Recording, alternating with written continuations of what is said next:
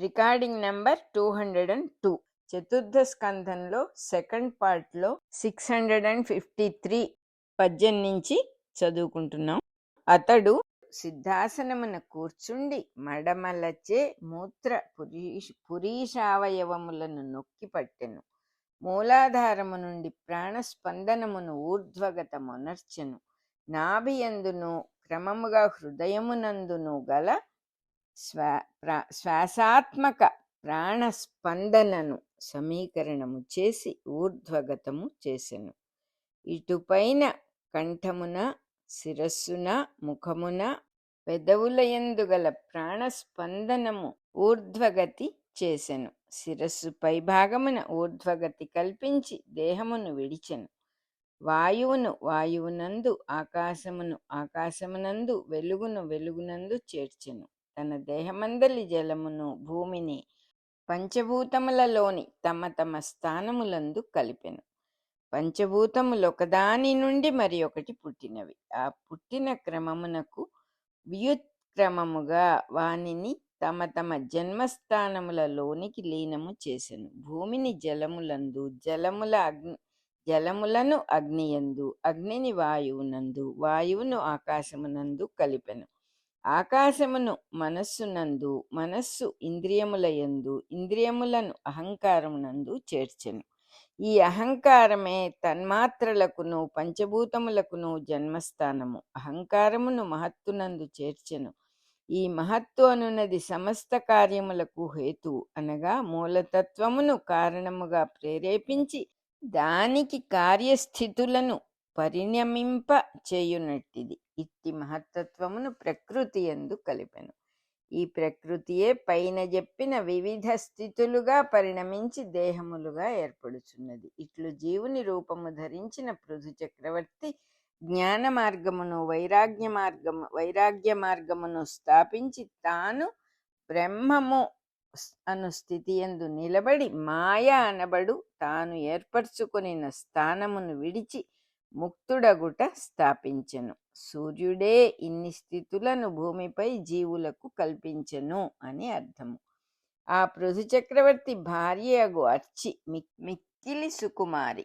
నేలపై పాదము పెట్టినచో కందునట్టి సుకుమార పాదపద్మములు గల సౌందర్య రాశి అయినను సాటిలేని పతివ్రత అగుట వలన భర్తను ఆత్మేశ్వరునిగా పూజించుచు అదియే తన జీవిత వ్రతమని నమ్మెను. అతనిపై భక్తితో శుశ్రూష చేయుచు ఋషులకు ఉచితమైన వేషభాషలు కలిగి వర్తించెను. ఆహార విహారాదులలో కూడా ఋషులకు సంబంధించిన జీవయాత్రయే కలిగి వర్తించెను. శరీరము కృషించి నీరసించినను తన ప్రియ భర్త యొక్క కరుణ దృష్టి, కరస్పర్శను, సత్కారముల యందు సుఖానుభూతి చెంది తన మనస్సున తన కృశత్వము గోచరింపకుండా తృప్తిగా అడవులలో చెరించెను. ఏనాడును తన మనస్సున ఏ దుఃఖమును ఎరుగదు. ఆమె తన భర్త దేహము విడుచుట చూచి మిక్కిలి దుఃఖించెను. కానీ వెంటనే కుతూహలము విడిచి వైరాగ్య సిద్ధి పొందెను. పూజనీయమైన మందర పర్వతము యొక్క చర్యయందు సహగమనమునకై చితి పేర్చెను. పుణ్యనది అయిన మహానదిలో స్నానము చేసెను. లోకోత్తర సత్కర్మలను ఆచరించిన తన భర్త పేర జలములు వదిలి మహాదానములు చేసెను. భక్తితో దేవతలకు నమస్కరించి అగ్నికి ముమ్మారు ప్రదక్షిణము చేసి తన భర్త పాదపద్మములను మనస్సున ధ్యానించుచు భర్త చితియందు సహగమనము చేసి దేహమును దగ్ధమునర్చెను. దేవతా స్త్రీలు తమ భర్తలతో కలిసి ఆ దృశ్యమును అతి కుతూహలమున చూచిరి. పట్టరాని సంతోషముతో మందరగిరి చర్యలలో కొత్తగా పూచిన కల్పవృక్ష పుష్పములను వృష్టిగా కురిపించిరి. అప్సరసలు నాట్యము చేసిరి. దేవతలు శంఖములను తూర్యములను మ్రోయించిరి. కిన్నరులు గానము చేసిరి. దేవతా స్త్రీలు ఒకరితో ఒకరు ఆమె మహిమమును గూర్చి చెప్పుకొనిరి. వారిట్లనుకొనిరి, ఇట్టి ఆశ్చర్యమెందైన కంటిమా, ఈ అర్చిదేవి ధన్యాత్మురాలు. యజ్ఞమూర్తితో కలిసి నడిచిన లక్ష్మీదేవి వలె తన భర్తతో కూడి ఈమె అనుగమించెను. ఈమె తన భర్తకు ఊర్ధ్వలోకములు కలిగించును. పరమయోగీంద్రులు కూడా భావింపరాని దృఢమైన సత్కర్మ ప్రభావముచే పృథు చక్రవర్తి వెంట ఊర్ధ్వగతులకు నడిచి ఘనత చెందినది. పతివ్రతలకు అసాధ్యమేమున్నది? ఏ మానవుడు హరిపదము నొందించునట్టి వివేకము కలిగి ఉండునో వానికి పొందరాని స్థితి ఏమున్నది? నరజన్మము వాస్తవముగా ఇంతటి మహిమ గలది. ఇట్టి నరజన్మ పొంది కూడా విషయములయందు బద్ధుడై ఎవడు వర్తించునో వాడే తన్ను తాను మోసము చేసుకుని అధోగతి చెందును అని ఆ దేవతా స్త్రీలందరూ తన్ను స్తుతింపగా అర్చిదేవి తన భర్త వెంట జని విష్ణులోకమున మహావైభవమును పొందెను అని మైత్రేయ మహామునీంద్రుడు విదురునకు వినయముతో తెలియజెప్పి మరియు ఇట్లనెను. ఈ పృథు చక్రవర్తి మహానుభావుడు, పుణ్యాత్ముడు, భగవత్ శబ్దమునకు తగినవాడు. నేను నీకిప్పుడు చెప్పిన పుణ్యకథను మిక్కిలి శ్రద్ధతో, ధారణతో, ధ్యాన స్థితితో, భక్తిభావముతో విన్నను, చదివినను, వ్రాసినను, వినిపించినను అతడు పృథు చక్రవర్తి యొక్క నిర్మలమైన స్థితిని పొందును. హరిపదమును పొంది సకల కల్మషముల నుండి తొలగి నిర్మలుడగును.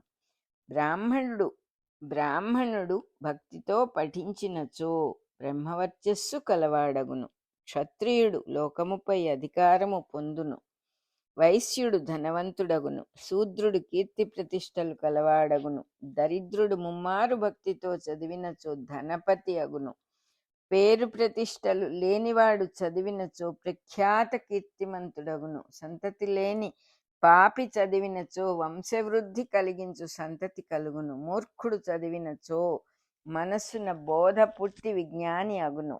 జీవులకి కథ శుభములు కలిగించు మార్గమగును. అమంగళములను నివారించును. ఆయువు, యశస్సు, ధనము, స్వర్గప్రాప్తి కలిగించును. కలికల్మషములను హరించును.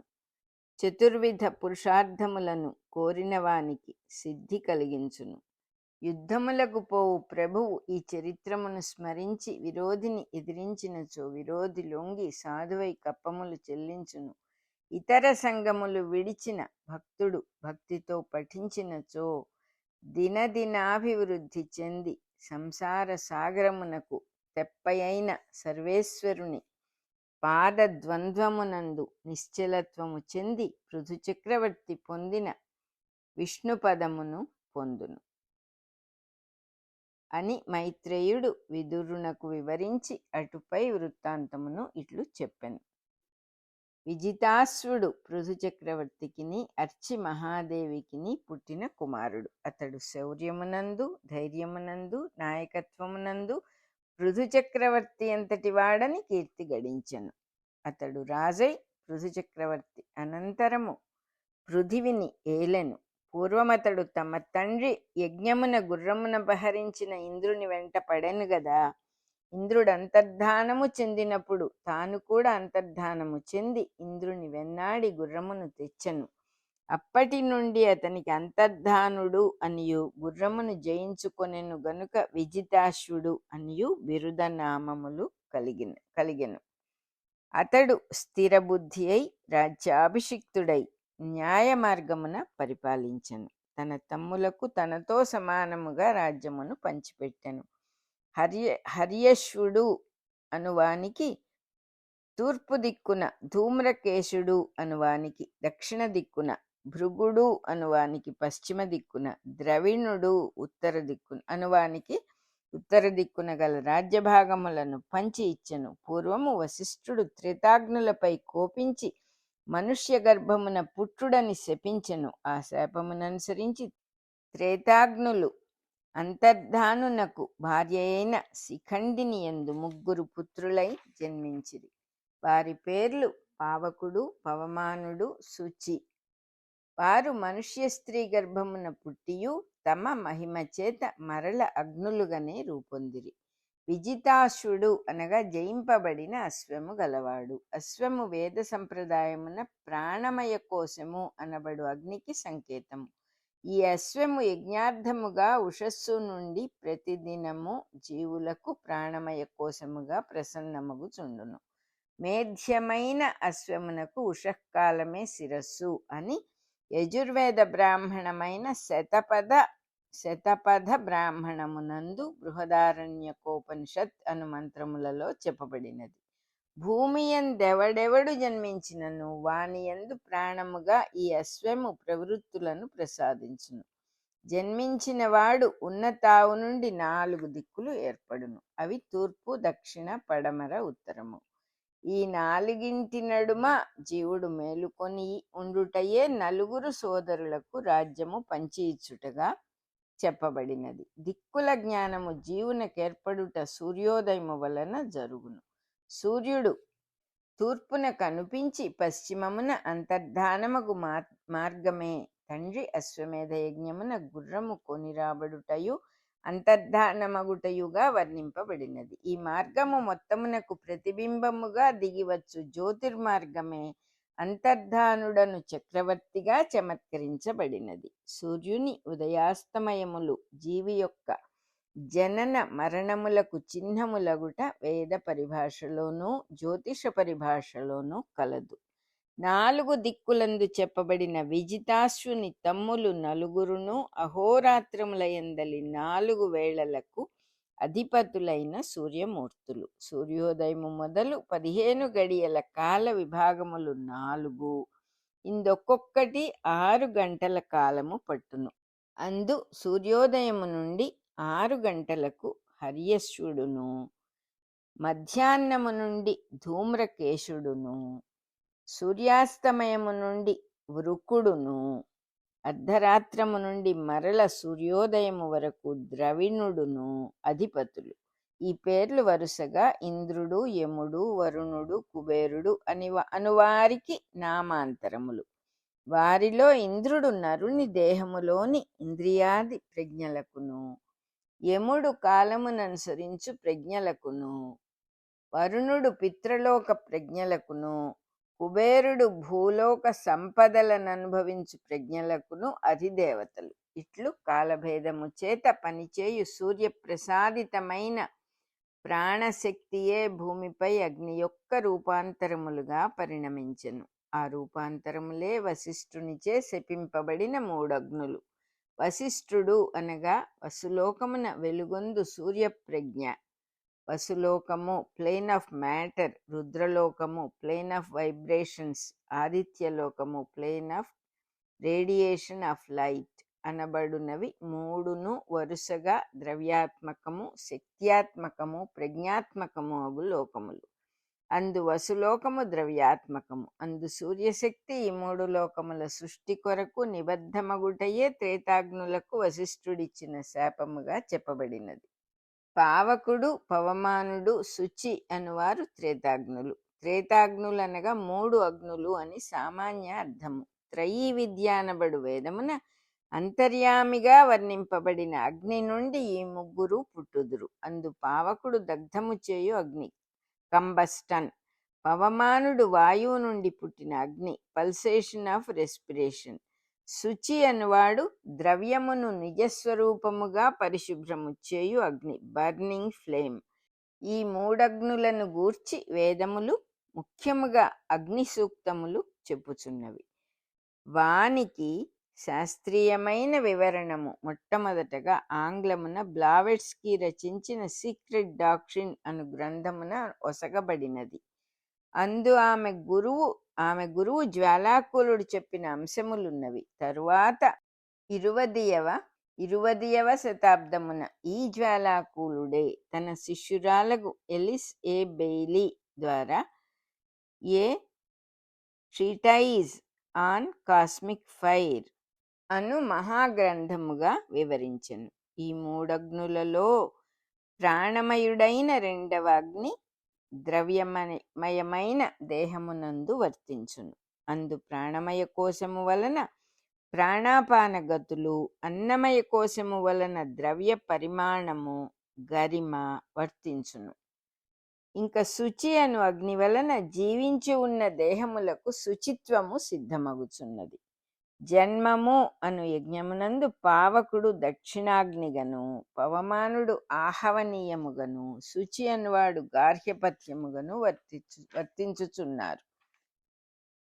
అందు దక్షిణాగ్ని దేహమునకు దక్షిణమున లేక దిగువగా ఉండి దాంపత్యమునకు కారణమగుచున్నది. ఆహవనీయము మేధాశక్తికిని, గార్హపత్యము ఆహార పచనమునకును ఆధిపత్యము వహించుచున్నవి. ఈ విధముగా మనుష్య గర్భమున పుట్టియు వారు ముగ్గురును తమ ప్రభావము వలన అగ్నులుగానే పనిచేయుచుండిరని చెప్పబడినది.